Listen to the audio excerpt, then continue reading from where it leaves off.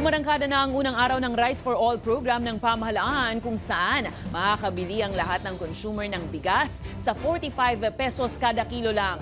Tugon raw ito sa pangangailangan ng marami na magkaroon ng murang bigas sa merkado. Pero iginigiit ng Makabayan Bloc na tila isa na namang band-aid solution itong programang ito at hindi raw sagot sa patuloy na pagtaas ng presyo ng mga bilihin at ng bigas sa buong bansa. May balitang A to Z si Kim Salinas. Umarangkada na ang Rice for All program ng gobyerno dito sa Taguig City. At kung mapapansin ninyo, ang kanilang mga bigas na itinitinda ay nakabalot na sa kada 5 kilo na nagkakahalaga ng 225 pesos. At ito ay maaaring mabili ng sino pa mang individual. At maaari din sila makabili ng isang sako na nagkakahalaga naman ng 1,125. At kung mapapansin ninyo, panaka-naka lang ang dating ng tao at tinitignan kung anong klase ba at kung maganda ba ang klase ng bigas na kanilang itinitinda. Katulad ni Malu na napadaan lamang sa lugar, hindi niya raw alam na may ganitong tinitinda na. Ako okay to sa amin kasi syempre mas mura kesa dun sa talagang mga nasa pwesto. Pero ano pa lang kasi, tatry ko siya ngayon, first time naming bibili nung kasama ko. Dami ng bilihin na mamahal. Kung dadagdag pa yung bigas na sobra na ding mahal, syempre yun yung pinaka-basic natin na kinakain na mga Pilipino, sanay tayo ng rice eh. Pabor naman dito ang ilan. Mahirap kasi mahal kagaya nung nabibili namin tag 50, 60 ganyan. Malaking tipid na pagka dito binili. Magandang klase rin naman po siya. Pwede mo na siyang isabay sa mga commercial rice sa labas.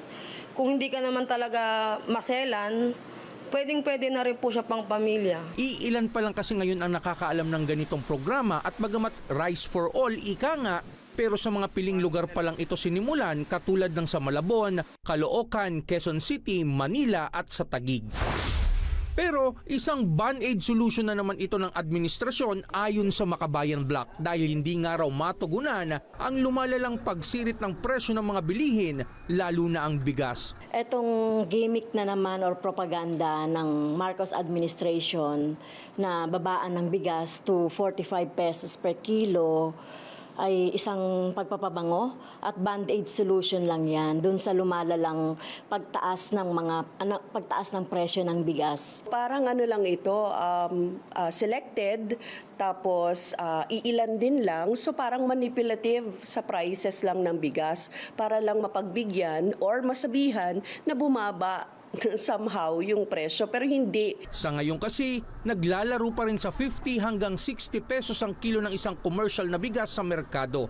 At ang tinatawag na Rice for All program, hindi pa rin daw nakakaabot sa mga pinaka-naghihirap na mga Pilipino. Marami pa rin ang hindi accessible, hindi affordable ang bigas para sa kanila ngayon.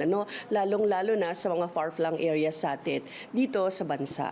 Gayunpaman, siniguro naman ng Department of Agriculture na mabibigyan din ng murang bigas ang mga taga-Visayas at Mindanao sa mga susunod na linggo. Para sa Balitang A to Z, Kim Salinas.